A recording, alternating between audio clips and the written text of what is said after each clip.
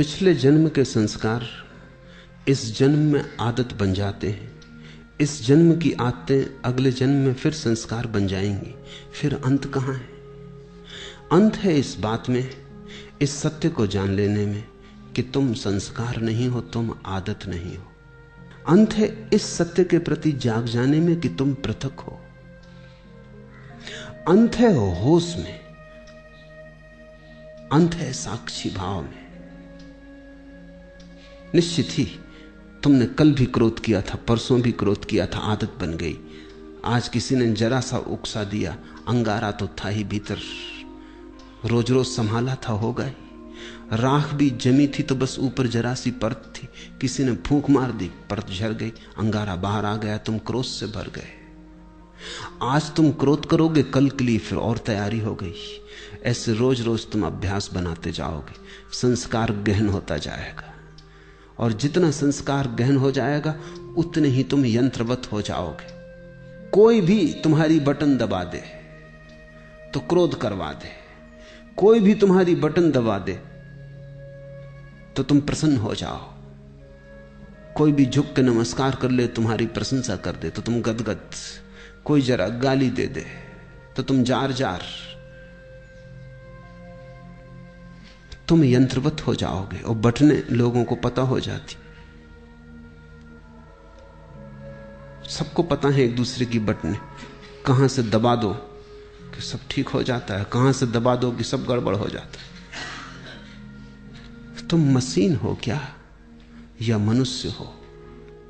मनुष्य होने का इतना ही अर्थ है कि कोई तुम्हारी क्रोध की बटन दबाए चला जाए, लेकिन तुम कहते हो नहीं करना, तो बटन दबती रहती।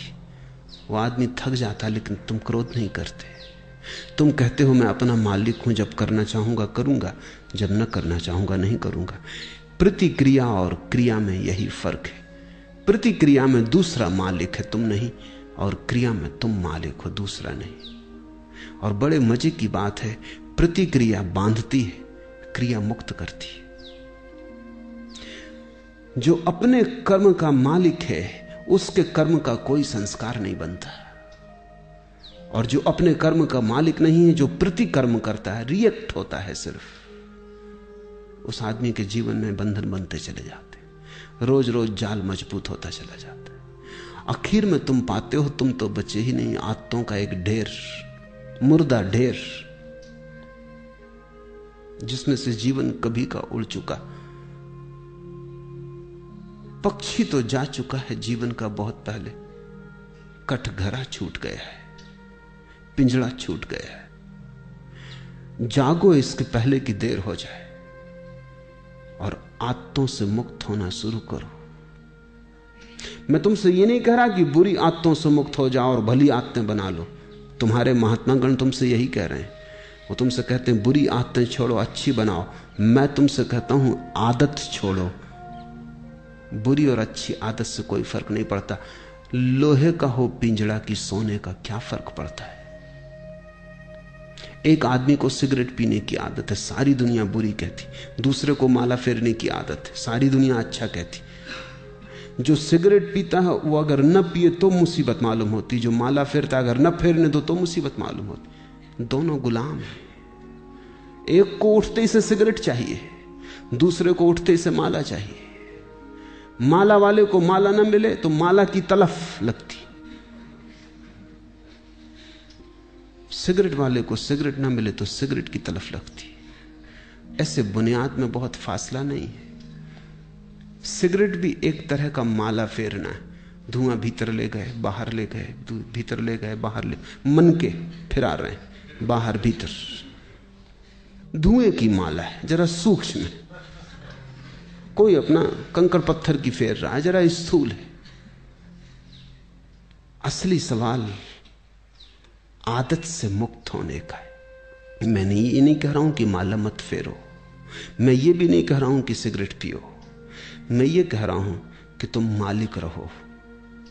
कोई आदत ऐसी ना हो जाए कि मालिक बन जाए।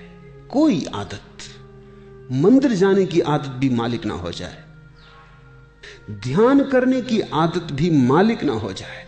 मालिक तुम ही रहो। मालकियत बचा के आदत का उपयोग कर लेना, यही साधना है। मालकियत खो दी और आदत सवार हो गई तो तुम यंत्रवत हो गए, तब तुम्हारा जीवन मूर्छित है। ऐसे लोग हैं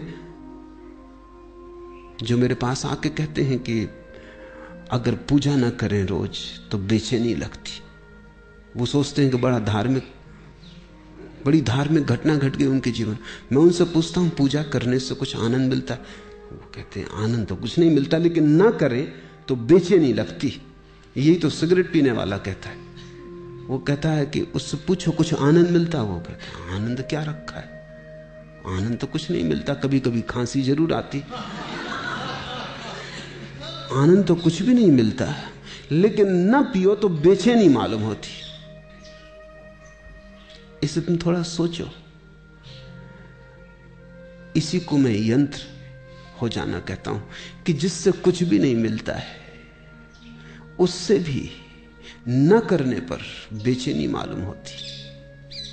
उपलब्ध कुछ भी नहीं होता है, पाने को कुछ भी नहीं है, लेकिन छोड़ने में मुसीबत है, क्योंकि आदत ने पकड़ा है। अब आदत इतना ही कर सकती है, करो तो कुछ ना मिले, ना करो तो कुछ खोता मालूम पड़े।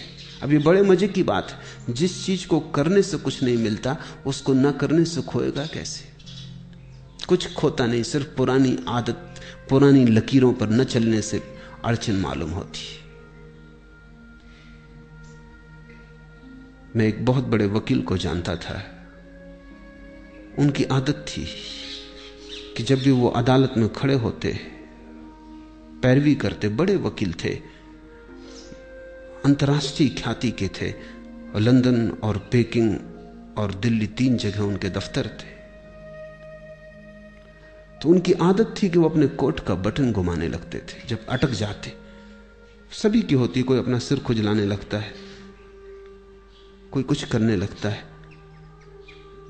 उस आदत का भी वैसा ही उपयोग है जैसे बटन दबाने का।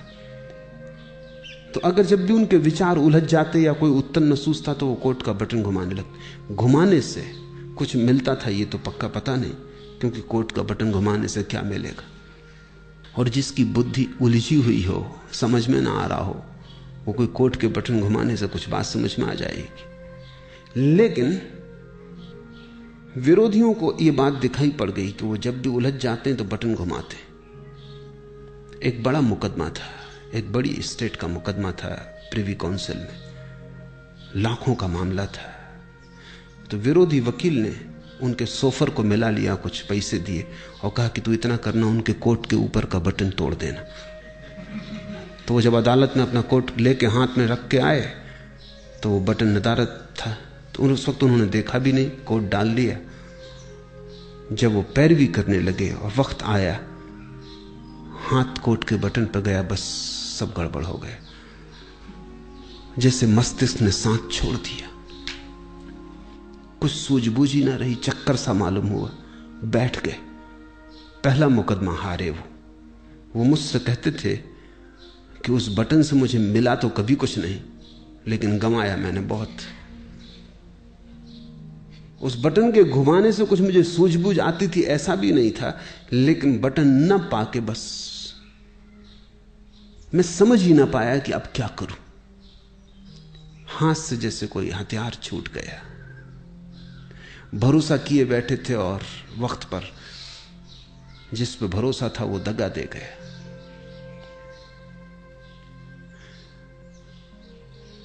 जिनको तुम आदतें कहते हो, बुरी हो या भली, इससे कोई भेद नहीं पड़ता। सब आदतें मालिक हो जाएं तो बुरी हैं, तुम मालिक रहो तो कोई आदत बुरी नहीं। गुलामी बुरी है, मालकियत भली है। मेरी परिभाषा यही है। संस्कार बन रहे हैं प्रतिपल, आदतें निर्मित हो रही हैं। तुम जरा दूर खड़े रहो, तुम अपनी मालकियत मत खो। निश्चित जीवन में आदतों की जरूरत है। अगर आदतें न हो तो जीवन बहुत कठिन हो जाएगा। आदतें जीवन को सुगम बनाती। तुम टाइपिंग सीखते हो या कार चलाना सीखते हो, अगर आदत ना बने और रोज रोज फिर वहीं खड़े हो जाओ जहां पहले दिन खड़े हुए थे, फिर देखने लगो कि अब टाइप करने का फिर मौका आया, फिर सीखो, या कार चलाने का फिर नौबत आ गई, अब फिर से सीखो, तो जिंदगी बहुत असंभव हो जाए। तुम कार चलाना एक बार सीख लेते हो, आदत बन गई, फिर हाथ ही काम किए चले जाते हैं, फिर तुम्हें ध्यान भी देने की जरूरत नहीं होती। ठीक ठीक ड्राइवर गीत भी गुनगुना लेता है, बात भी कर लेता है, रेडियो भी सुन लेता है, और कुछ तो ड्राइवर ऐसे हैं कि झपकी भी ले लेते और गाड़ी चलती रहती। जीवन में आदत की जरूरत है, बस ध्यान इतना ही रखना जरूरी है कि आदत मालिक ना हो जाए। मालिक तुम बने रहो तो संसार में कुछ भी बुरा नहीं, स्वामित्व तुम्हारा हो तो संसार में सभी कुछ अच्छा है। स्वामित्व खो जाए, तुम गुलाम हो जाओ, तो वो गुलामी चाहे कितनी ही कीमती हो खतरनाक है।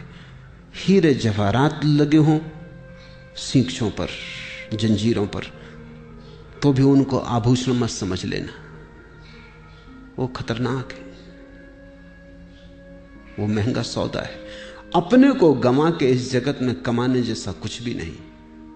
हाँ, अपने को बचा के जितना खेल खेलना हो खेल ले सकते हो। जब परमात्मा ही लीला कर रहा है तो तुम क्यों परेशान हो?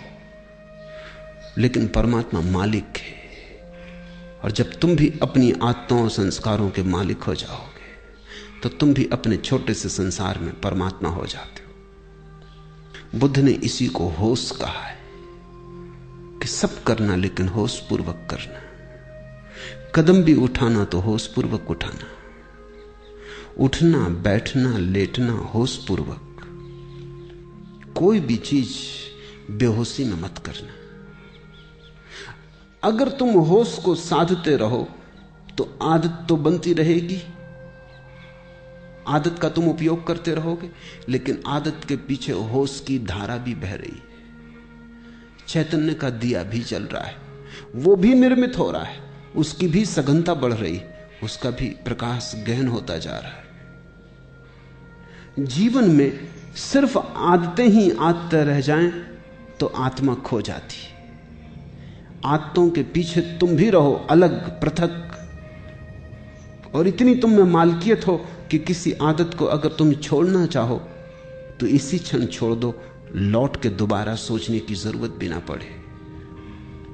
मैंने सुना है कि जब पहली दफा उत्तर ध्रुव पर यात्री पहुंचे तो वो एक बड़ी मुसीबत में पड़े।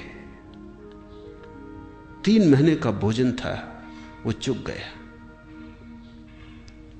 और कोई 15-20 दिन उन्हें भूखे उपवास में गुजारने पड़े। कभी मछली पकड़ लेते तो ठीक, कभी ना पकड़ पाते तो मुश्किल। जहाज उलझ गया, बर्फ में फंस गया। लेकिन उन यात्रियों का जो कैप्टन था, उसको सबसे ज्यादा जो मुसीबत आई वो भोजन की नहीं थी। लोग बिना भोजन के रहने को तैयार थे, यात्रियों का दल। सिगरेट की सबसे ज्यादा मुसीबत खड़ी हुई। सिगरेट खत्म हो गई तो लोगों ने जहाज की रस्सियां काट काट के पीना शुरू कर दी। कैप्टन घबराया, उसने कहा अगर 20 दिन ये सिलसिला रहा तो फिर हम कभी वापस ना पहुंच पाएंगे। तुम रस्सियां ही काटे डाल रहे तो ये जहाज आगे कैसे बढ़ेगा, ये पाल गिर जाएंगे। मगर लोग इतने दीवाने सिगरेट पीने के लिए कि कैप्टन करे भी क्या। एक आदमी, बाकी सब सिगरेट पीने वाले, उनका करो भी क्या। वो रात को चोरी से काट लें, इधर उधर से काट लें। जब ये जहाज लौट के किसी तरह आया और इसकी अखबारों में खबर छपी तो एक आदमी ने अमेरिका में ये अखबार पढ़ते वक्त अपनी सिगरेट भी पी रहा था, अखबार भी पढ़ रहा था। उसे अचानक ये बात अजीब सी लगी कि लोग गंदी रस्सियां काट काट के पी गए। वो भी चेन स्मोकर था। उसने सोचा, हाथ में सिगरेट थी, उसने सोचा कि क्या यही गति मेरी होती है अगर मैं भी उनके साथ होता? क्या मैं भी रस्सियां काट के पी जाता? एक क्षण उसे ख्याल आया, उसने सिगरेट एस्ट्रे पर रख दी और उसने कहा अब इसको तभी उठाऊंगा जब मेरी ऐसी दशा आ जाए कि मुझे लगे अब मैं गंदी रस्सियां भी पी सकता हूं, नहीं तो नहीं उठाऊंगा। 20 साल बीत गए, वो सिगरेट अपनी टेबल पर ही रखे रहा। लोग उससे पूछते भी कि आधी जली सिगरेट यहां क्यों रखी। वो कहती कि इसको मुझे उठाना है किसी दिन, लेकिन उसी दिन उठाऊंगा जिस दिन मेरी पीड़ा ऐसी हो जाएगी कि आदत बड़ी और मैं छोटा हो जाऊंगा। लेकिन मैं प्रतीक्षा कर रहा हूं, वो घड़ी आती नहीं। 20 साल बीत गए, मैंने 20 साल से सिगरेट नहीं पी है और याद भी नहीं आई है। मैं याद करने की कोशिश कर रहा हूं कि कभी भी आ जाए, क्योंकि मैं जानना चाहता हूं किस मुसीबत में जहाज के लोगों को रस्सियां पीनी पड़ेंगी। लेकिन वो कभी ना आई। उसने अपना संस्मरण लिखा, मैं संस्मरण पढ़ रहा था। उसने संस्मरण में लिखा है कि मैं समझ नहीं पाता कि क्या बात हो गई, क्योंकि पहले भी मैंने कई बार सिगरेट छोड़ना चाही थी लेकिन नहीं छोड़ सका था। कई बार छोड़ी भी थी तो 2 दिन के बाद फिर पीने लगा था। लेकिन क्या हुआ? अब तो मैं छोड़ा भी नहीं था, सिर्फ प्रतीक्षा कर रहा हूं कि जब भी आदत पकड़ लेगी और झकझोर डालेगी तो पीऊंगा। लेकिन मैं सिर्फ ये जानना चाहता हूं कि मैं भी उस जहाज में अगर होता तो क्या मैंने रस्सियां पी होती? 20 साल से आदत आई नहीं। मेरी समझ में नहीं आता कि हुआ क्या। उसकी समझ में नहीं आ रहा क्योंकि उसे ध्यान का कुछ पता नहीं, होश का कुछ पता नहीं। इसने छोड़ी नहीं है सिगरेट, छूट गई होश के कारण, क्योंकि वो एक ही होश साधे हुए है कि जब इतने जोर से तलफ पकड़ेगी कि मैं रस्सियां पी लेता तभी पीऊंगा। लेकिन उस होश के कारण तलफ नहीं पकड़ती। होश हो तो तलफ पकड़ती ही नहीं। अब उसे कोई होश को जानने वाला मिले तो उसे उत्तर मिले, लेकिन अनजाने उसने होश साध लिया है। तुमसे मैं कहता हूं, जो जो आदत तुम्हें पकड़े हो, जबरदस्ती पकड़े हो, उसके प्रति होश साधना। मैं तुमसे नहीं कहता सिगरेट पीना छोड़ो, मैं कहता हूं होश पूर्वक पियो। मैं तो यहां आश्रम में एक कमरा बनवाने जा रहा हूं जहां होश पूर्वक सिगरेट पीने वालों को सुविधा होगी कि वो जाके वहां सिगरेट जरूर पिए, लेकिन जितनी देर पिए उतनी देर ध्यान रखें। एक क्षण को भी बेहोशी में न पिए बस। फिर अगर पीना हो तो मजे से पिए, कोई हर्जा नहीं। लेकिन मैं जानता हूं अगर होश सज जाए तो ऐसी मूढ़ता कौन करेगा। ऐसी मूढ़ता तो बेहोशी में ही होती है। तो मैं तुमसे कुछ भी छोड़ने को नहीं कहता, क्योंकि मैं जानता हूं छोड़ने से कभी कोई छोड़ नहीं पाया। मैं तुमसे केवल होश साधने को कहता हूं, क्योंकि मैं जानता हूं होश साधने से जो भी व्यर्थ है अपने आप छूट जाता है और जो सार्थक है बच रहता है। होश आध्यात्मिक जीवन की आखिरी कीमिया है, अल्केमी है, वो रसायन है। उसके अतिरिक्त सब विस्तार की बातें हैं। आज इतना ही।